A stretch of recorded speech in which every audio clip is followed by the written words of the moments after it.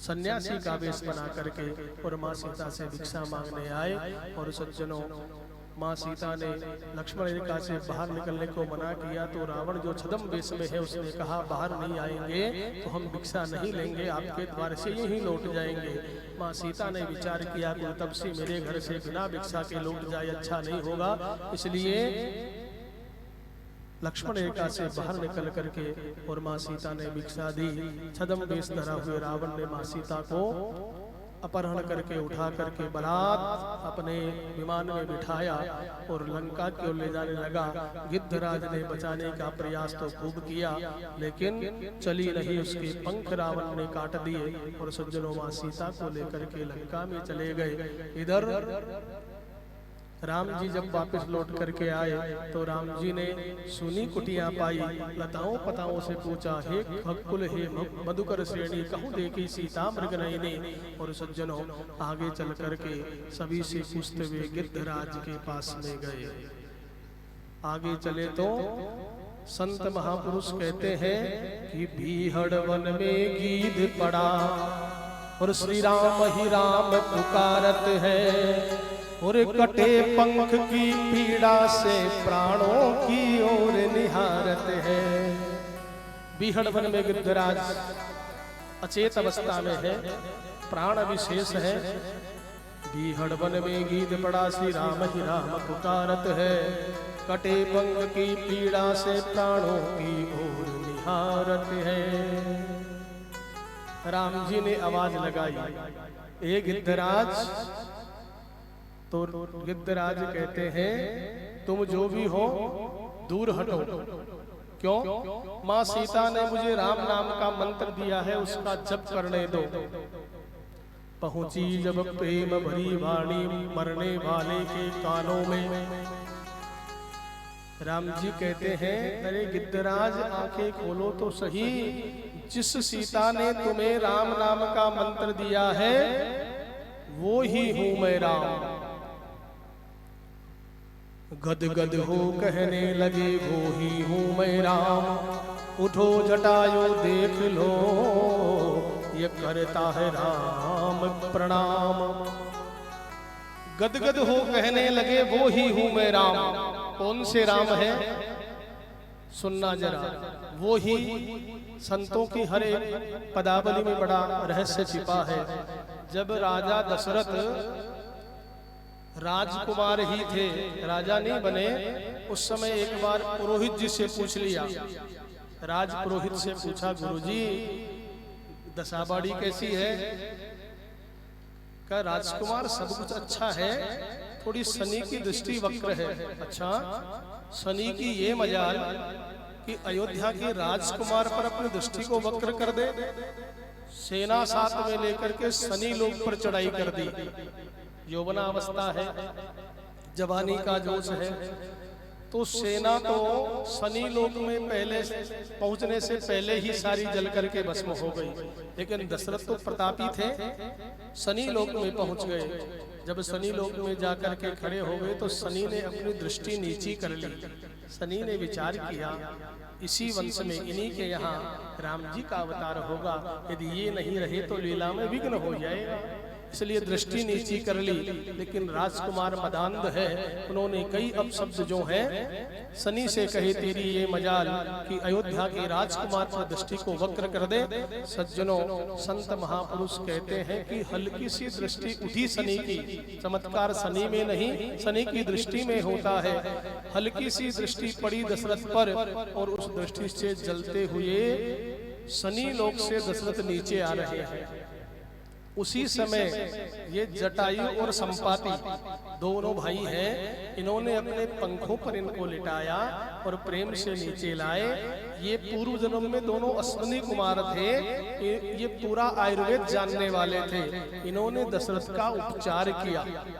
कई दिनों तक अनेक प्रकार की औषधियों से उपचार करने के बाद में जब दशरथ को चेतन अवस्था लौटी, तब दशरथ ने कहा, अरे भैया आपने बहुत हमारी सेवा की है, मांगो क्या चाहिए।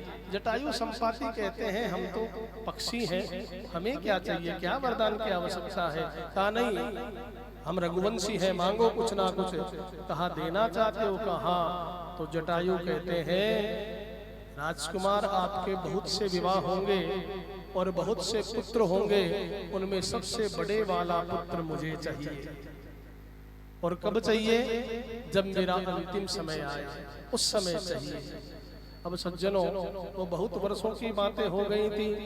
जब राम जी का जन्म हुआ तब भी जटायु आए थे बधाई देने, और जटायु का नाम सुनते ही दशरथ जी आसन से नीचे खिसक लिए कि ये तो राम को लेने आ गया। तब जाकर के द्वारपाल ने कहा कि आपके नाम में बड़ा चमत्कार है। नाम सुनते ही राजा को धक्का सा लगा है। बोला कह दो राजा दशरथ से अभी नहीं चाहिए राम मुझे, जब मेरा अंतिम समय आए तब राम मुझे चाहिए। तो आज मिलाइए प्रसंग को। गद गद हो कहने लगे वो ही हूँ मैं राम। कौन सा राम? जो मेरे पिता ने वचन दिया था कि मरते समय में आपके पास में आऊंगा। उठो जटायु देख लो ये करता है राम प्रणाम। ये राम आपको प्रणाम करता है। और बोलो आपकी क्या इच्छा है? अभी जीवन जीना चाहते हो या परम धाम जाना चाहते हो? तो जटायु कहते हैं राम जी, आपके दर्शन पाने के लिए ऋषि महर्षियों को जन्म जन्मांतरों तक तपस्या का सहारा लेना पड़ता है, मुझे तो परम धाम ही जाना है। तब राम जी कहते हैं आवो आवो हे गिद्धराज, मेरी गोदी में आओ तुम। और जाओ जाओ हे गिद्धराज, उस परम धाम को जाओ तुम। और जिस जगह अपने पिता राजा दशरथ को पहुंचाना था, उस जगह पर राम जी ने गिद्धराज को पहुंचाया।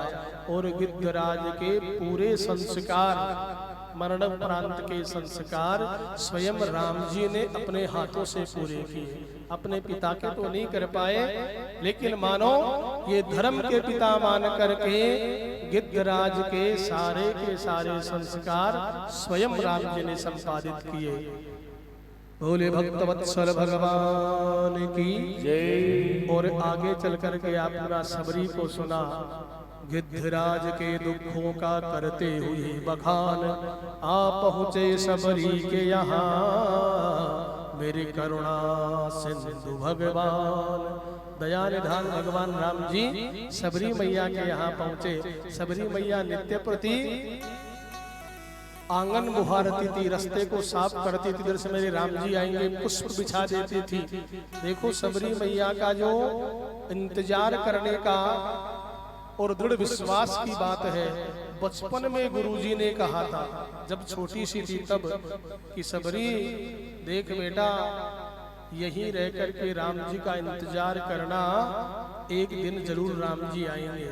और गुरुजी की बात को मान करके माँ सबरी ने जीवन गुजार दिया पूरा इसी इंतजार में। रोज प्रातः काल नया सूर्य उदय होता तो रोज मानती आज निश्चित राम जी आएंगे। यूं करते करते जीवन बीत गया, लेकिन माँ सबरी ने आस नहीं छोड़ी। वो राम जी के इंतजार में ही रहती। कोई रास्ते में आ भी जाता ना, दूर हटा देती, दूर हट, इधर से मेरे राम जी आने वाले हैं, मार्ग को गंदा कर देगा, है ना। और लोग कहते हैं कि माँ सबरी ने अपने झूठे बेर खिलाए राम जी को। मुंह से काटे हुए झूठे नहीं थे, माँ सबरी ने बेर टो रखे थे। इस झाड़ी के बेर मीठे हैं, जब मेरे राम जी आएंगे तो उनको ये बेर निश्चित खिलाऊंगी। और जब राम जी पहुंच गए, सबरी मैया को दिखना कम हो गया, कम दिखता है, वृद्धावस्था है। राम लखन पहुंचे हैं तो सबरी कहती है भैया आप जो कोई भी हो थोड़ा दूर होके निकलो, इधर से मेरे राम जी आने वाले हैं। राम जी कहती है माँ, जिसका इंतजार तो कोई वर्षों से कर रही है, मैं वही राम हूँ। हाँ सत्य कहते हो, तुम राम हो? कहा मैया मैं वही राम हूँ। सज्जनों, राम जी को आया देख करके माँ सबरी तो रा रा रा रा ही करती है। गदगद वाणी हो गई, मैं पूरा हो ही नहीं पाता। दौड़ती है, अब कहाँ बिठाए, आसन तो नहीं है जंगल में। तो संत महापुरुष कहते हैं पत्ते तोड़ करके लाई, सुंदर पत्तों के आसन पर अपने प्रभु को बिठलाती है। पत्तों का आसन दे दिया और मेहमानी में कुछ बेरन की डलियां भर भर के लाती है। मेहमान नवाजी, लो राम जी प्रसाद पाओ। और देखो उन बेरों का भोग राम जी लगाते हैं। सबरी का सच्चा भाव देख राघव जी हाथ बढ़ाते हैं। ला मैया मुझे दे दे। सबरी का सच्चा भाव देख राघव जी हाथ बढ़ाते हैं। और सबरी के उन झूठे बेरों का रुच रुच के भोग लगाते हैं। बड़े प्रेम से, वाह मैया बड़े स्वादिष्ट है, बहुत मीठे बेर है। लक्ष्मण जी ने हाथ में तो ले लिया प्रसाद पर पाया नहीं, है ना। तो कहते हैं राम जी ले लो लक्ष्मण तुम भी ले लो, ये बेर सुधा से बढ़कर है। लखन अमृत से ज्यादा स्वाद इन बेरों में आ रहा है। देखो भक्त का मान बढ़ाते हैं। ले लो लक्ष्मण तुम भी ले लो, ये बेर सुधा से बढ़कर है। और सीता का परोसा भोजन भी लगता नहीं इतना रुचिकर है। स्वाद मां सबरी के बेरों में आ रहा है। और कहा ना आम अंगूर अनार में ये आनंद, नए आनंद कंद मिश्री में आयो है। राजघराने में खूब प्रसाद पाया लेकिन ऐसा आनंद नहीं आया। नए आम अनार अंगूर में आनंद, नए आनंद कंद मिश्री में आयो है। और सुनो ना ये आनंद लगन कौशल्या के दूध हो। लखन ऐसा आनंद तो मां कौशल्या के दूध में भी नहीं आया। अपनी मां के वात्सल्य पूर्ण स्तनपान को भी नीचा दिखा दिया। मां कौशल्या के दूध को भी सभी मैया के बेरों के आगे राम जी ने नीचा कर दिया। मैं ऐसो आनंद मां कौशल्या के दूध हो, हृदय से लगाए जाने प्रेम से पिलायो है। से लगाकर प्रेम से पिलाया। ऐसा आनंद तो मां कौशल्या के दूध में भी नहीं आया। संत महापुरुष कहते हैं राम जी ने मां सबरी का इतना मान बढ़ाया। मां सबरी कहती है राम जी ऐसा तो मत कहो, मां कौशल्या के दूध में आनंद तो खूब आया है। राम जी कहते मैया आपके बेरों में जो स्वाद था ना, ऐसा स्वाद कहीं नहीं आया। और संत महापुरुष कहते हैं कि सात दीप नव खंड में नित पति लगत जिमणार।